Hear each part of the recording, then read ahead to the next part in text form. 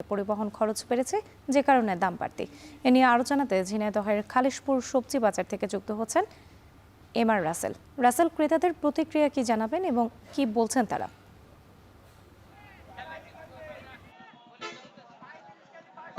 রাত্রি ঝিনাইদহে কোনোভাবেই কিন্তু সবজির বাজারে স্বস্তি ফিরছে না। এতে নাভিশ্বাস উঠছে সাধারণ খেটে খাওয়া নিম্ন আয়ের মানুষের। আমি এই মুহূর্তে রয়েছি ঝিনাইদহের অন্যতম বড় যে পাইকারি বাজার রয়েছে খালিশপুর বাজারে, এবং এখানে সকাল থেকে ক্রেতা বিক্রেতা এবং ব্যবসায়ীর সঙ্গে কথা বলেছি। তারা আমাদেরকে জানিয়েছেন যে গত এক সপ্তাহের ব্যবধানে প্রত্যেকটা সবজির দাম কেজি প্রতি 10 থেকে 60 টাকা পর্যন্ত বৃদ্ধি পেয়েছে।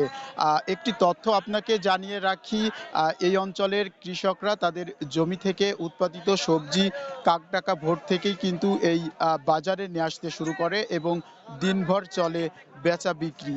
আজকের বাজার দরটা যদি একটু জানিয়ে রাখি তাহলে বেগুন গত সপ্তাহে 40 থেকে 45 টাকা পাইকারি দামে বিক্রি হলেও আজকের বাজারে প্রকারভেদে 90 থেকে 100 টাকা কেজি দরে বিক্রি হচ্ছে। অন্যদিকে পটল, সেটিও কিন্তু সপ্তাহের ব্যবধানে 20 থেকে 30 টাকা কেজি প্রতি বেড়ে সেটিও 70 থেকে 80 টাকা কেজি দরে বিক্রি হচ্ছে। এছাড়াও টমেটো, ঢেঁড়স, উচ্ছে, লাউ, মিষ্টি কুমড়া, পুঁইশাক সহ অন্যান্য যে সবজিগুলো রয়েছে সেই সবজিগুলোর দামও কিন্তু কেজি প্রতি 10 থেকে 20 টাকা পর্যন্ত বৃদ্ধি পেয়েছে। এদিকে দাম বৃদ্ধি পাওয়ার বিষয়ে আমরা ব্যবসায়ীর সঙ্গে কথা বলেছি। তারা আমাদেরকে জানিয়েছেন যে দেশের চলমান যে জ্বালানি তেলের অস্থিরতা এবং সরবরাহ কম থাকার কারণেই কিন্তু মূলত দাম বৃদ্ধি পেয়েছে। অন্যদিকে ক্রেতা যারা রয়েছে তারা কিন্তু ভিন্ন কথা বলছে। তারা বলছে জ্বালানি তেল এবং সরবরাহ কম দেখানোর অজুহাতে কিন্তু যে ব্যবসায়ীরা রয়েছে তারা কিন্তু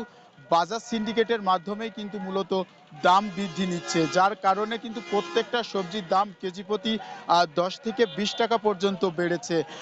তারা দাবি করছেন যে প্রতিনিয়ত যদি বাজার তদারকি করা হয় তাহলে যে অসাধু ব্যবসায়ীরা রয়েছে তারা কিন্তু এই দামটা কিন্তু বেশি নিতে পারবে না। তো এই ছিল ঝিনাইদহের সবজি বাজার থেকে সর্বশেষ। রাত্রি। বাজার পরিস্থিতির খবর জানাতে ঝিনাইদহ থেকে যুক্ত ছিলেন এমআর রাসেল।